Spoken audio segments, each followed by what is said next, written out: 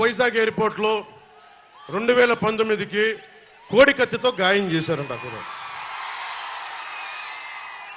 సరే, మనందరం ఏం చేశాం? జనం కూడా ఏంటి కదా, మన తిలక్ గారు చెప్పినట్టుగా, దేవరకొండ బాలగంగాధర్ తిలక్ చెప్పినట్టుగా, కొడవగంటి మనకి కుటుంబరావు గారు చెప్పినట్టుగా, మనందరం మధ్యతరగతి మనుషులు. మనందరికీ ఏంటంటే, అధికారం ఉన్నోడు డబ్బున్నోడు ఏమి చేసినా దానికి ఒక నైతిక భాష్యం ఇస్తాం. పాపం కాకినాడలో ఉండే ఒక మాఫియా డాన్ ఎవరిని కత్తితో పొడిచినా పాపం ఆయన ఏ పరిస్థితుల్లో పొడిచారో పాపనండి, పాపం చంపేశారు. వైఎస్ వివేకానంద రెడ్డి గారిని ఏ పరిస్థితుల్లో పొడిచారో తెలియదండి మాకు. 30,000 మంది ఆడపిల్లలు అదృశ్యమయ్యారని పాపం జగన్ గారు ఏం చేస్తారండి పాపం. ఇది సగటు మధ్య తరగతి మనం చేసే తప్పు. ఇది మన హక్కులను మనం తెలుసుకోవట్లేదు. జగన్కి గాయం అయితే రాష్ట్రానికి అయ్యా గాయం.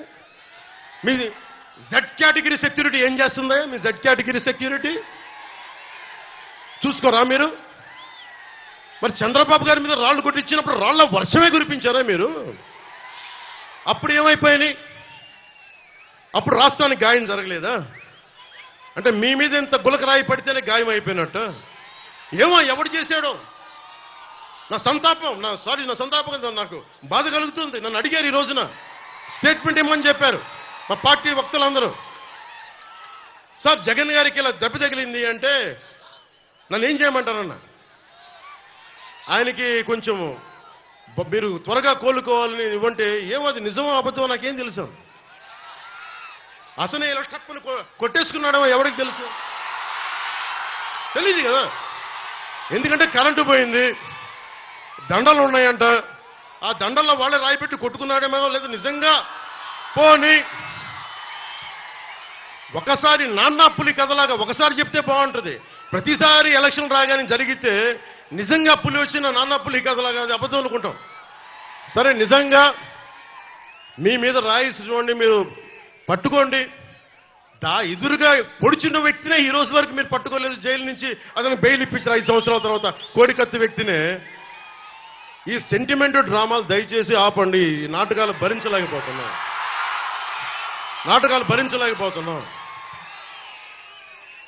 నేను వచ్చేటప్పుడు నా మీద బోల్డెన్ రాళ్లు పడతా ఉంటాయి. మనకి పీఆర్పీ టైంలో నేను ఖమ్మం వెళ్తా ఉంటే నా మీద రాళ్ల వర్షం.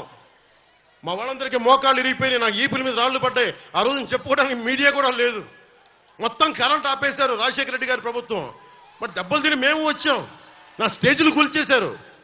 కాదు, నేను ముఖ్యమంత్రి కొడుకుని కాదు కదా, ముఖ్యమంత్రిని కాదు కదా. మన కథలు ఎవరికి తెలియవు.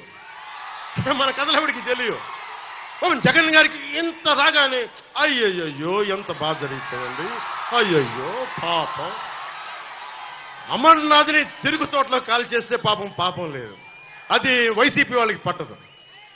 రేపల్లెల్లో ఒక ఆడపడుచుని దారుణంగా భర్త ముందు మనకి మానాన్ని పాడు చేస్తే పాపం దొంగతనం చేయడానికి వచ్చారండి. అలా అనుకోలేదండి. దొంగలని దుర్మార్గుల్ని వెనకేసుకొచ్చే వస్తే మనుషులు.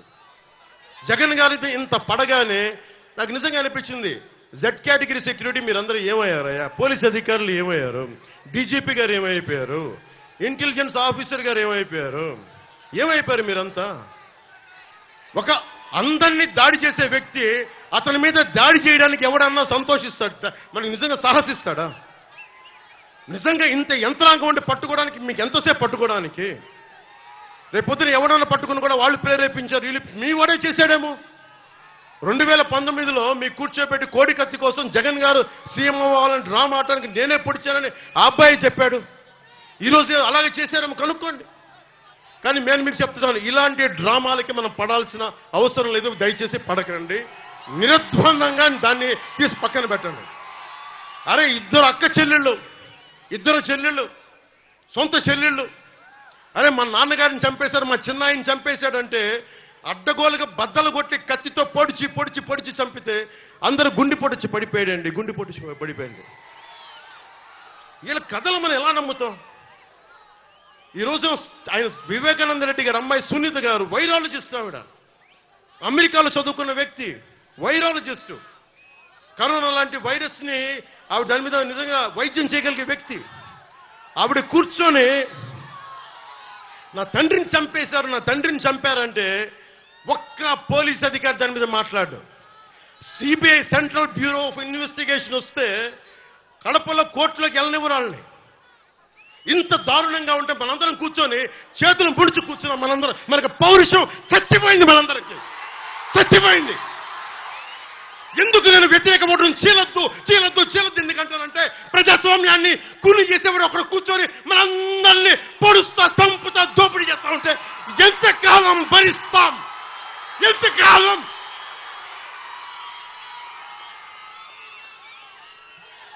సుగాలి ప్రీతి 14 ఏళ్ల బిడ్డని స్కూల్కి వెళ్తే 10 మందిని నాశనం చేస్తే దాన్ని పట్టించుకోడు ఎవడు. జగన్మోహన్ కి బొక్క పడితే, చిన్న గులకరాయి పడితే రాష్ట్రం అంతా ఊగిపోద్ది. సగటు మనిషి బాధ మనకి తెలియదు. సగటు మనిషి బాధ మర్చిపోయాం. నిజంగా నాకు ఆవేదన ఉంది, ఏడుపు వస్తుంది. తప్పు జగన్మోహన్ రెడ్డి కాదు, మందే. మనకు పౌరుషం చచ్చిపోయింది. ఇందాక తెనాలో చెప్పినట్టుగా దాస్యం చేసే కంటే కూడా చచ్చిపోవడం మేలు. దాస్యాన్ని ఆపేద్దాం.